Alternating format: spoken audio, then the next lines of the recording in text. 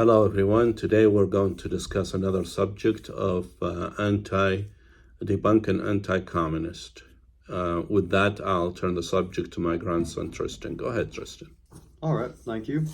So today I wanted to continue the series that we got going here of debunking anti-communist arguments, and specifically I want to talk about defectors, North Korean defectors, I mean.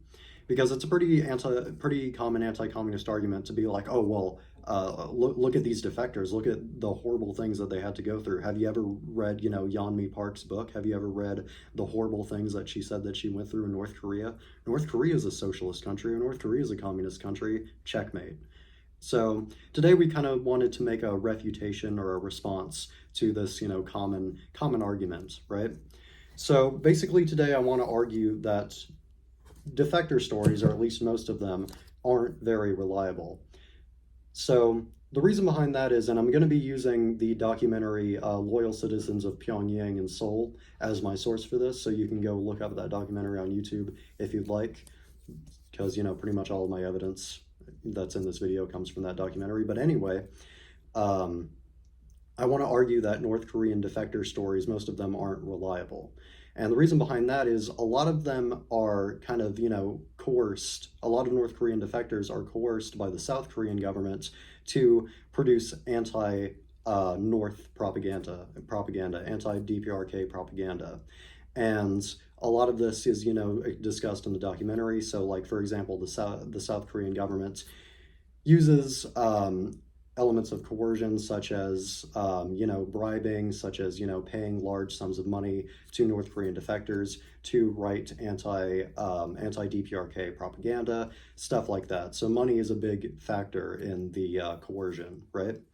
And another kind of elements of saying that North Korean defector stories aren't very reliable is because a lot of them contradict each other a lot. So a good example of this, I'm going to use two very famous defectors in my example here, Yeonmi Park and Shin Dong-hyuk. So Yeonmi Park, her stories contradict each other constantly. I mean, some say that her mother died in the North, and then some say that she escaped the North and left her mother, but then in the other story it said that her mother died before she left the North. I mean, the stories don't line up at all. And in the example of Shin Dong-hyuk, even Shin Dong-hyuk's own editor says that his stories aren't reliable. So that ought to tell you something right there. So you can see here that the most popular, the most, famous North Korean defector stories are not reliable at all. And these are the ones that, are propped up the most by, like, capitalist media and right-leaning media, conservative media, whatever, right? So you can kind of see here that with how much the stories kind of contradict each other and how much, they don't line up with each other, it seems like most North Korean defectors, they just write a new book with a new contradictory story whenever they, think that they can make, whenever they think they can make, a good bit of money from the, brainwashed, crying conservatives or liberals that say, oh, how horrible, North Korea, it's doing this to its citizens, blah, blah, blah, whatever. So, yeah.